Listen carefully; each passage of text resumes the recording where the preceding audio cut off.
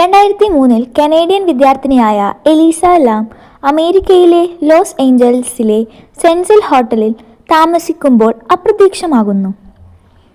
അതിന് തൊട്ടുമുമ്പുള്ള ദിവസം അവളെ അവസാനമായി കണ്ടത് ഹോട്ടലിലെ ലിഫ്റ്റിൽ ക്യാമറയിൽ നിന്ന് ആണ്.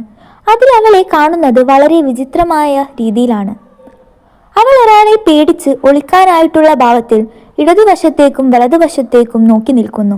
ലിഫ്റ്റ് തുറക്കാൻ ശ്രമിക്കുന്നതും അകത്ത് കയറുന്നതും തിരിച്ച് ഇറങ്ങുന്നതും, കാൽ വെച്ച് വിയേർഡായി തള്ളി നിൽക്കുന്നതും. ഈ വീഡിയോ എപ്പോഴും യൂട്യൂബിൽ ഏറ്റവും വിചിത്രമായ CCTV ക്ലിപ്പുകളാണ് ഉള്ളത്. അതിനുശേഷം അവൾ കാണാതാകുന്നു.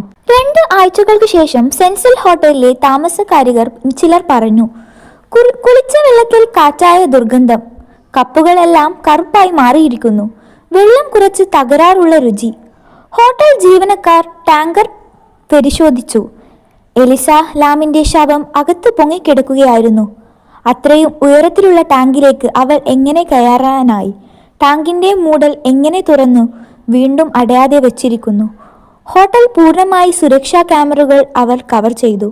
പിന്നെ ആ സമയത്തെ കാഴ്ച എവിടെ? ഇന്ന് വരെ ഇത് നിശ്ചിതമായ വിശദീകരണമില്ലാത്ത ഒരു മരണമാണ്.